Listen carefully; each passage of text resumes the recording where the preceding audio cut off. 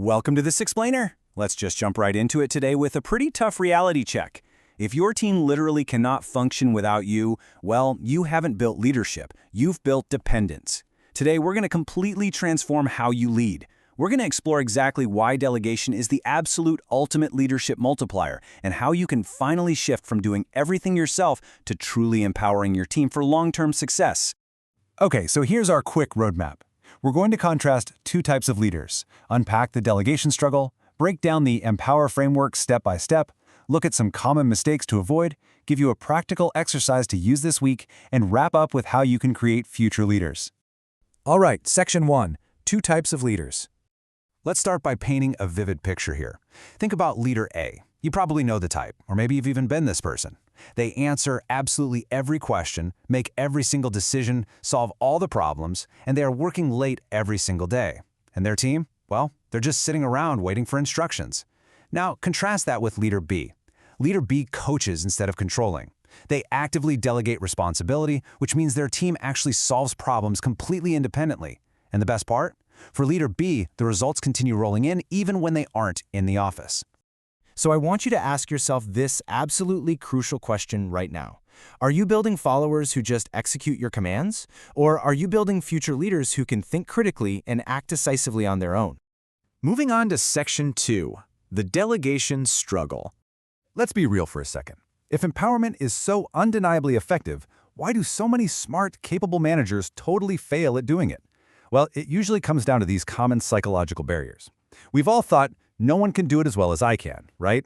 Or there's that fear of losing control, or the belief that teaching someone else is just going to take way more time than doing it yourself.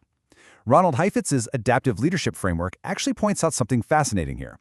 He notes that leaders often cling to this technical control because giving up authority feels like a personal loss. It's a real struggle. You feel like you're giving away the exact thing that makes you valuable. But honestly, holding on to everything severely limits not just your own bandwidth, but your entire team's growth. Which brings us to this point.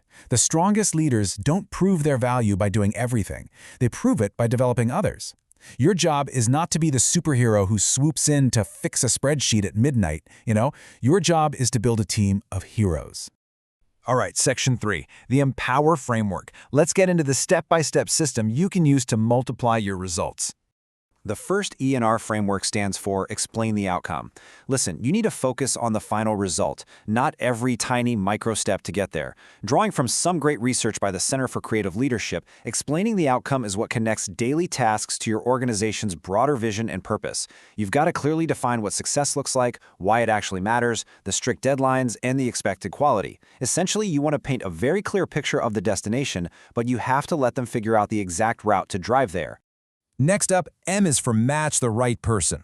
You can't just hand off a critical task to whoever makes eye contact with you first. You have to delegate based on an individual's skills, their interest, their growth potential, and of course, their current workload. This brilliantly illustrates Dr. Paul Hersey's situational leadership model. That model tells us we have to assess a team member's specific ability and willingness before we assign a task. I mean, think about it. You wouldn't ask a rookie quarterback to call their own plays in the Super Bowl, right? You have to match the challenge to their current performance readiness. Then we have P, which stands for provide resources. This means giving your team the required information, the actual tools, the authority, and the support they need to succeed. Adaptive leadership refers to this as creating a holding environment. Basically, don't set people up to fail by withholding what they need. If you give someone the responsibility to fix a major client issue, but you don't actually give them the authority to issue a refund, well, you haven't empowered them at all. You've just deeply frustrated them.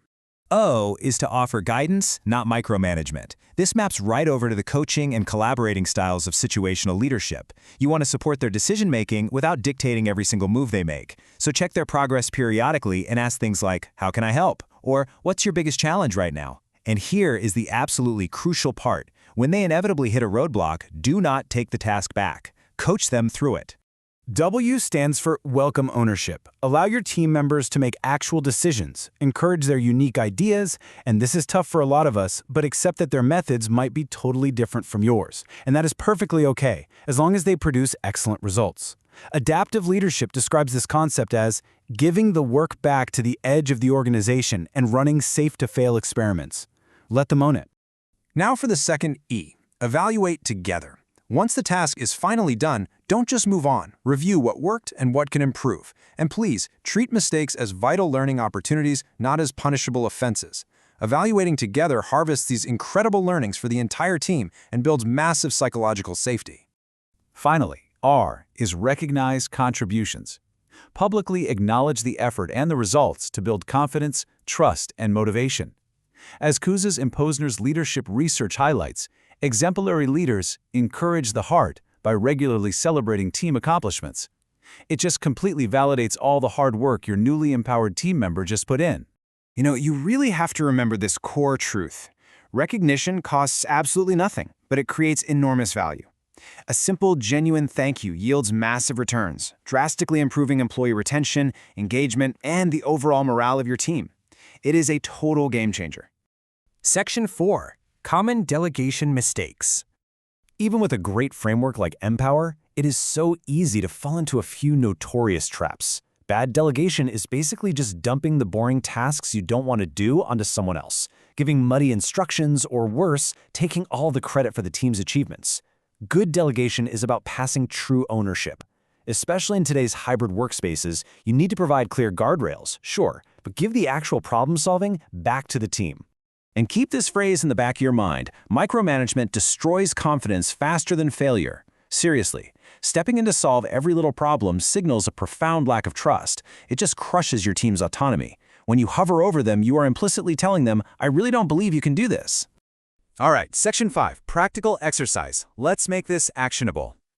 I am challenging you to run this exact experiment during the next week. First, choose one responsibility you have always handled yourself. Maybe it's running the weekly metrics report or leading a specific client check-in. Second, I want you to officially delegate it using the Empower framework this week. Explain the outcome, match the person, provide resources, the whole shebang. And third, sit down afterward and honestly reflect. Did you communicate your expectations clearly? Did you actually trust the person, or did you catch yourself hovering? What would you tweak for next time? Finally, Section 6. Closing and next steps. As we wrap up this explainer, I want to leave you with this core philosophy. Leadership isn't about becoming more important. It isn't about being the most indispensable person in the room. It's about making everyone else immensely more capable. The absolute best leaders don't create more followers. They create more leaders. That brings us to the end of Module 6. Join us in the next explainer for Module 7, where we are going to dive deep into motivation and coaching. We'll show you exactly how to unlock the absolute full potential of those people you've just empowered. So think about it. Who are you going to step up and empower tomorrow? See you in the next one.